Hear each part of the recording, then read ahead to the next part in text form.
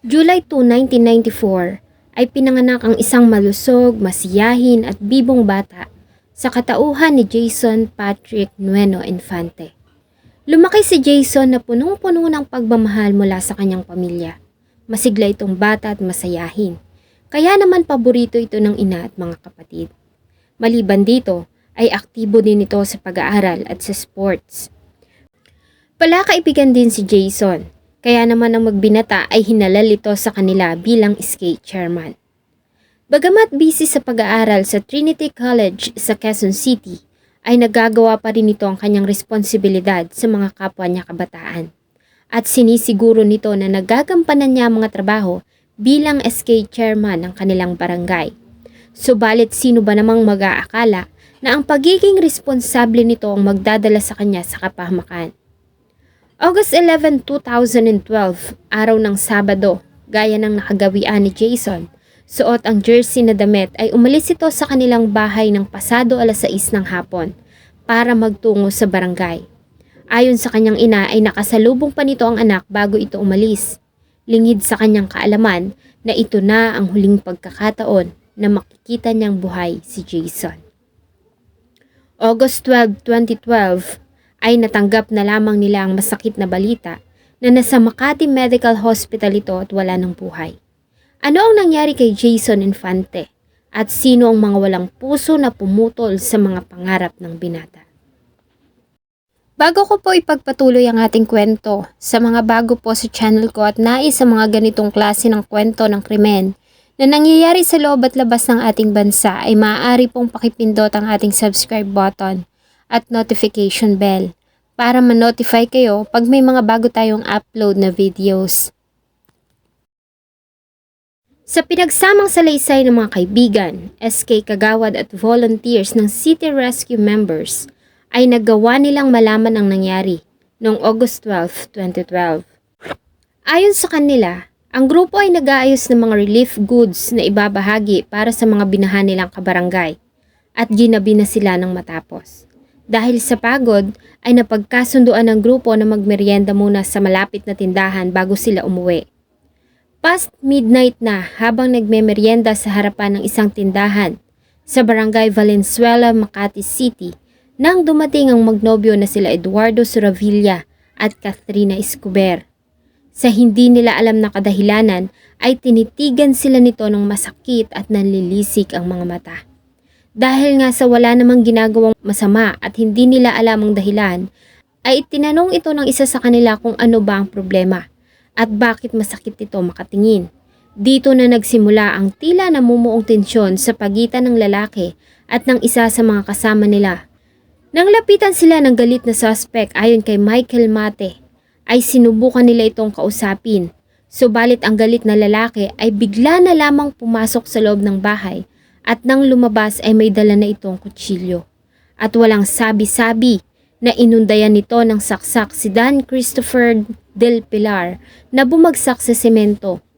Inundayan niya ito ulit ngunit nasangga nito iyon.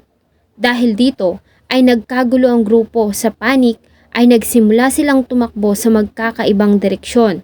Subalit hinabol sila ng suspect.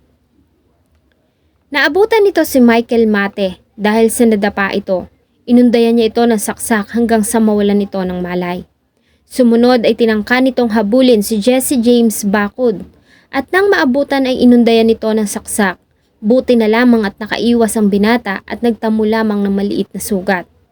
Dito na lumapit si Jason Infante para awatin ng lalaki.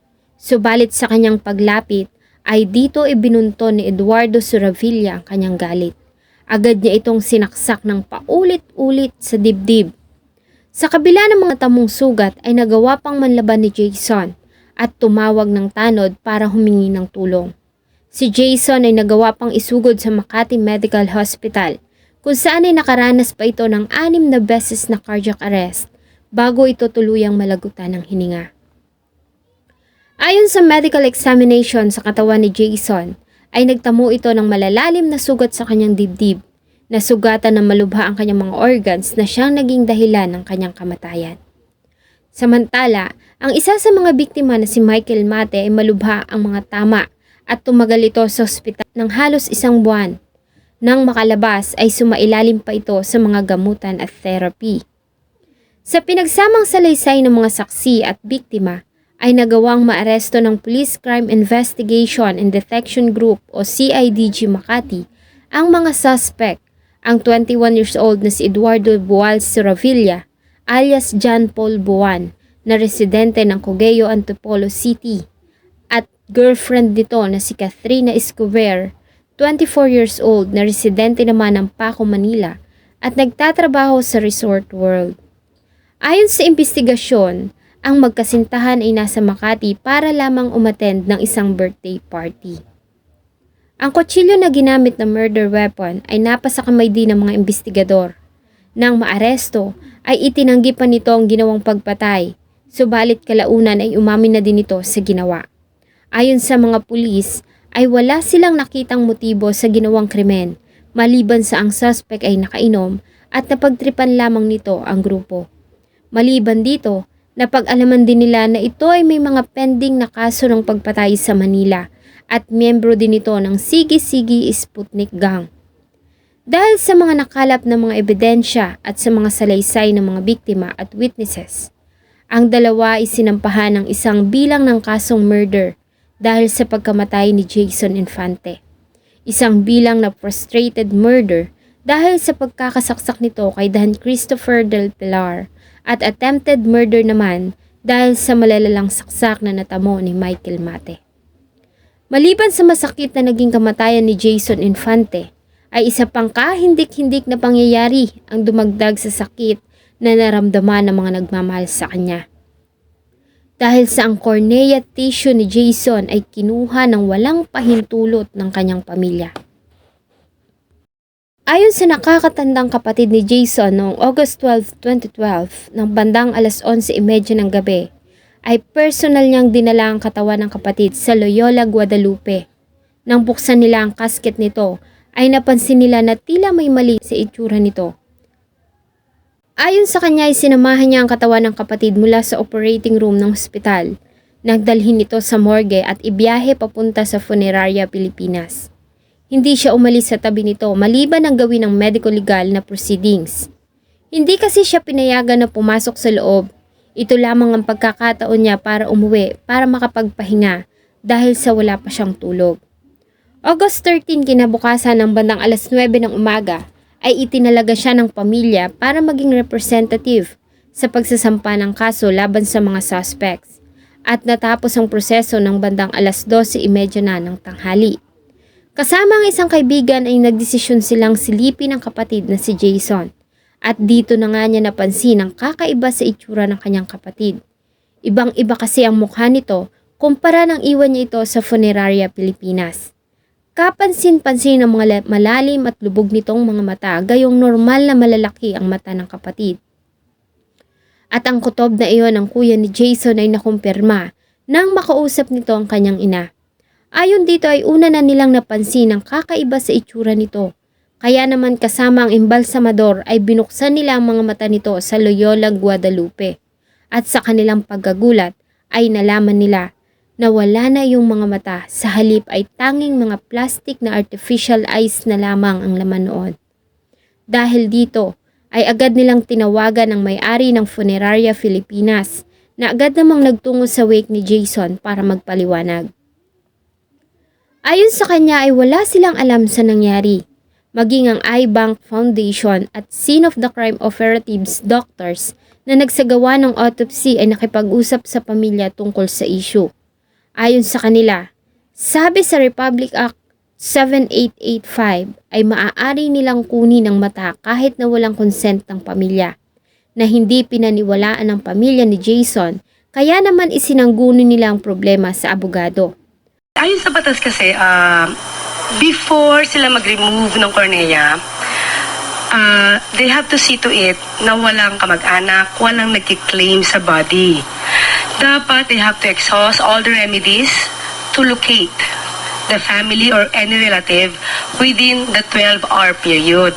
We believe na ginawa nila ito without the knowledge of the family, samantalang nandoon yung family.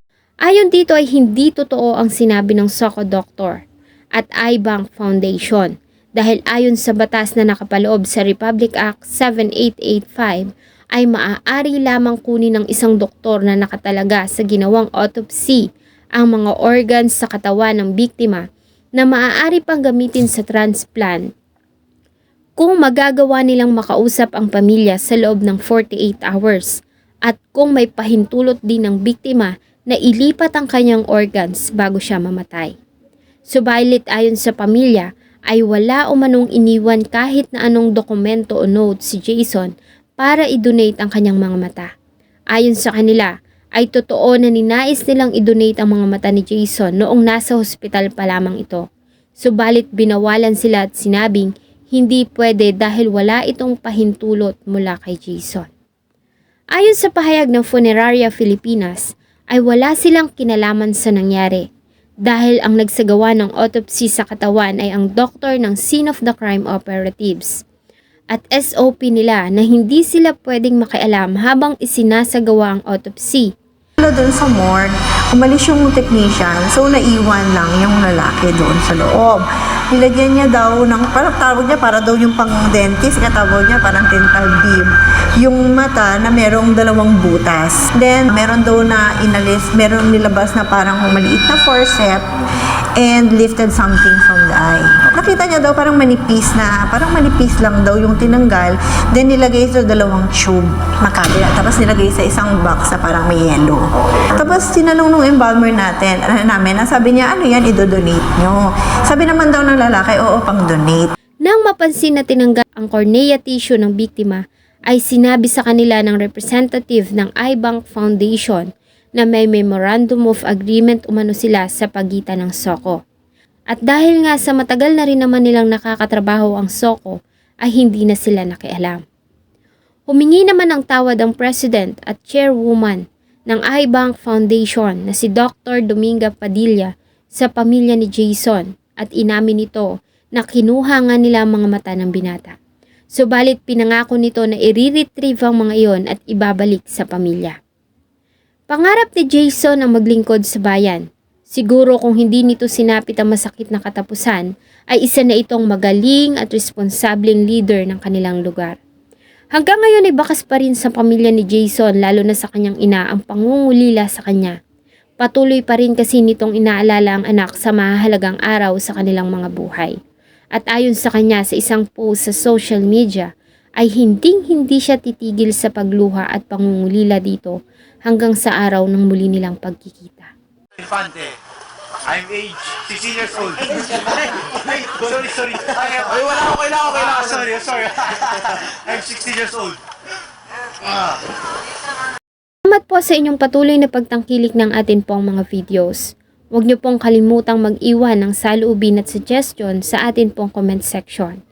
Sana po ay samahan niyo po akong muli sa susunod pa nating mga episodes. Thank you so much po and see you on my next video.